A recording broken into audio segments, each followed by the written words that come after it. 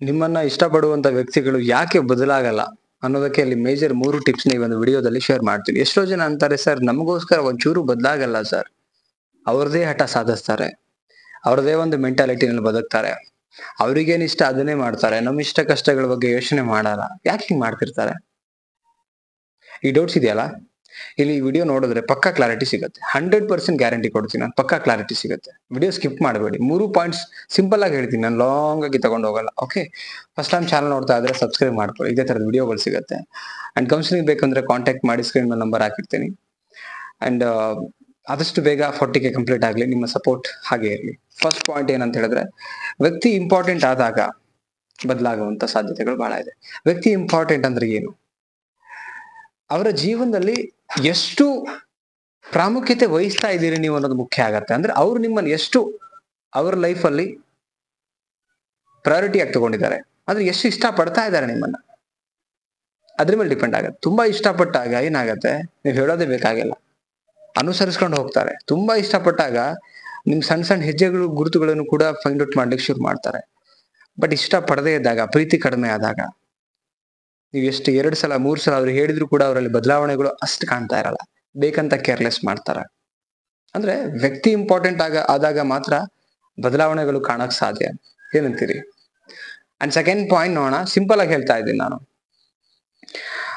ಪ್ರೀತಿ ಇದ್ದಾಗ ವ್ಯಕ್ತಿ ಇಂಪಾರ್ಟೆಂಟ್ ಆಗ್ತಾರೆ. ನೋಡಿ, ಆ ವ್ಯಕ್ತಿ ಇಂಪಾರ್ಟೆಂಟ್ ಯಾವಾಗ ಆಗ್ತಾರೆ ಅಂತ ಹೇಳಿದ್ರೆ, ಆ ವ್ಯಕ್ತಿನಲ್ಲಿ ಪ್ರೀತಿ ಇದ್ದಾಗ. ಈಗ ನಾನು ಹೇಳಿದೆ, ವ್ಯಕ್ತಿ ಇಂಪಾರ್ಟೆಂಟ್ ಆದಾಗ ಬದಲಾಗ್ತಾರೆ. ಅಂದ್ರೆ ನೀವು ಅವ್ರಿಗೆ ಇಂಪಾರ್ಟೆಂಟ್ ಆದಾಗ ನಿಮ್ಗೋಸ್ಕರ ಬದಲಾಗ್ತಾರೆ. ನೀವ್ ಯಾವಾಗ ಇಂಪಾರ್ಟೆಂಟ್ ಆಗುವಂತ ಸಾಧ್ಯತೆಗಳಿದೆ ಅಂತ ಹೇಳಿದ್ರೆ, ನಿಮ್ಮ ಬಗ್ಗೆ ಎಷ್ಟು ಪ್ರೀತಿ ಇದೆ ಅನ್ನೋದ್ರ ಮೇಲೆ ಅವ್ರ ಬದಲಾವಣೆ ಆಗುವಂಥದ್ದು. ನಿಮ್ಮನ್ನು ತುಂಬಾ ಇಷ್ಟಪಟ್ಟಾಗ ಮಾತ್ರ ಅವ್ರು ಬದಲಾಗ್ತಾರೆ. ತುಂಬಾ ಪಟ್ಟಿಲ್ಲ ಅಂದಾಗ, ನಿಮ್ಮ ಮೇಲೆ ಅಥವಾ ಯಾವ ಫೀಲಿಂಗ್ಸ್ ಇಲ್ಲ ಅಂದಾಗ ಹೇಗೆ ಅವ್ರು ನಿಮ್ಮನ್ನ ಆ ಲೆವೆಲ್ಗೆ ತಗೊಳಕ್ ಸಾಧ್ಯ? ಎಲ್ಲೋ ಒಂದ್ ಕಡೆಗೆ ನಾವೆಲ್ಲ ನೋಡಿರ್ತೀವಿ, ಒಂದು ಹುಡುಗಿ ಫಸ್ಟ್ ಟೈಮ್ ಮೀಟ್ ಮಾಡ್ಬೇಕಾರೆ ರಾತ್ರಿ ಇಡೀ ನಿದ್ದೆ ಮಾಡಿರಲ್ಲ. ಫಸ್ಟ್ ವಿಸಿಟ್ ಏನಿರುತ್ತೆ, ಒಂದೆಲ್ಲ ಪಾರ್ಕ್ ಪಬ್ ಅಲ್ಲಿ, ಅಯ್ಯೋ ಬೆಳಗ್ಗೆ ಟೈಮ್ ಕೊಟ್ಟಿರ್ತೀವಿ, ಒಂದ್ 8, 9, 10 ಅನ್ಕೊಳ್ಳೋಣ. ಸೊ ಆ ಟೈಮ್ ಯಾವಾಗ ಆಗತ್ತ ಕಾಯ್ದಿರ್ತೀವಿ, ನಿದ್ದೆ ಬರಲ್ಲ. 8 ಗಂಟೆ ಅಂದಾಗ 7 ಗಂಟೆಗೆ ಹೋಗಿ ಕೂತಿರ್ತೀವಿ. ಹುಡುಗಾನು ಇರ್ಬೋದು, ಹುಡುಗಿನೂ ಇರ್ಬೋದು. ಅಂದ್ರೆ ತುಂಬಾ ಪ್ರಿಯಾರಿಟಿ, ಅದೊಂದು ಕ್ಯೂರಿಯಾಸಿಟಿ ಇರುತ್ತೆ, ತುಂಬಾ ಇಷ್ಟಪಟ್ಟಿರ್ತಾರೆ, ನೀಡ್ ಇರುತ್ತೆ, ಪ್ರೀತಿ ನೀಡ್ ಇರುತ್ತೆ.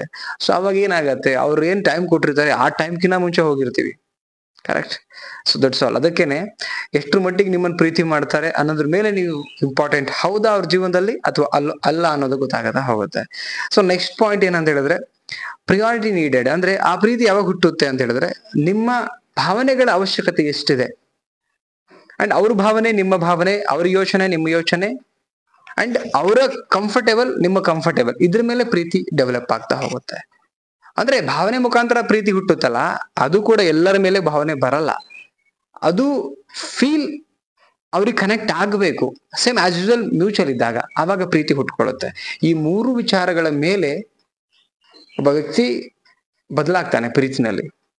ತನ್ನ ಲವರ್ಗೋಸ್ಕರ, ತನ್ನ ಬಾಯ್ ಫ್ರೆಂಡ್ಗೋಸ್ಕರ ಬದಲಾವಣೆ ಅನ್ನೋದು ಬರುತ್ತೆ. ಬಟ್ ಎಷ್ಟೋ ಜನಗಳಿಗೆ ಈ ವಿಚಾರಗಳೇ ಗೊತ್ತಿಲ್ಲ. ನೀವು ತಿಳ್ಕೊಬೇಕು, ಬದಲಾಗ್ತಿಲ್ಲ, ಮಾತು ಕೇಳ್ತಿಲ್ಲ, ಅವ್ರದೇ ಹಠದಲ್ಲಿದ್ದಾರೆ, ಅವ್ರದೇ ವೇನಲ್ಲಿ ಇದ್ದಾರೆ ಅಂತ ಹೇಳಿದ್ರೆ, ಸೊ ನಿಮ್ಮ ಮೇಲೆ ಅಷ್ಟು ಪ್ರೀತಿ ಇಲ್ಲ. ಅಂಡ್ ಆ ಫೀಲಿಂಗ್ಗಳು ಕೂಡ ಇವತ್ತಿಲ್ಲ, ಎಲ್ಲ ಖಾಲಿ ಆಗಿದೆ. ಲೈಕ್ ಅವತ್ತಿಗೆ ಮಾತ್ರ ಇತ್ತು, ಇವತ್ತಿಗಿಲ್ಲ. ಫೀಲಿಂಗ್ ಇಲ್ಲದೆ ಇರ್ಬೇಕಾದ್ರೆ, feeling it's a root of love. ಅಂದ್ರೆ ಒಂದು ಬೇರೆ ಎಷ್ಟು ಮುಖ್ಯನೋ ಮರಕ್ಕೆ, ಭಾವನೆಗಳು ಅಷ್ಟೇ ಮುಖ್ಯ ಒಂದು ಪ್ರೀತಿಗೆ. ಆ ಭಾವನೆಗಳು ಇಲ್ಲ ಅಂದ್ರೆ ಲವ್ ಸತ್ತು ಹೋದಂಗೆ, ಒಂದು ಬೇರ್ಗಳಿಲ್ಲ ಅಂದ್ರೆ ಮರ ಸತ್ತು ಹೋದಂಗೆ. ಸೊ ಆ ಒಂದು ಲೆಕ್ಕದ ಪ್ರಕಾರ ಒಂದು ಪ್ರೀತಿ ಹೋಗ್ತಾ ಇರತ್ತೆ. ಸ್ನೇಹಿತರೆ, 3 ಟಿಪ್ಸ್ ನ ಏನ್ ಕೊಟ್ಟಿದ್ದೀನಿ ಅಥವಾ ವಿಚಾರನ ಶೇರ್ ಮಾಡಿದ್ದೀನಿ, ನಿಮಗೆ ಏನ್ ಅನ್ಸುತ್ತೆ? ನಿಮ್ಮ ಅನಿಸಿಕೆನ ಕಾಮೆಂಟ್ ಸೆಕ್ಷನ್ ಅದಕ್ಕೆ ಕೊಟ್ಟಿದೀವಿ. ಕಾಮೆಂಟ್ ಸೆಕ್ಷನ್ ಅಲ್ಲಿ ಕಮೆಂಟ್ ಮಾಡಿ. ಹೈಪ್ ಅನ್ನೋ ಒಂದು ಆಪ್ಷನ್ಸ್ ಇದೆ, ಸೊ ಅಷ್ಟು ಪಾಯಿಂಟ್ ಬರುತ್ತೆ, ಹೈಪ್ ನ ಕೊಡಿ, ಲೈಕ್ ಮಾಡಿ. ಮತ್ತೊಂದು ಟಾಪಿಕ್ ಅಲ್ಲಿ ಸಿಗ್ತೀನಿ. Thank you so much guys, love you, bye.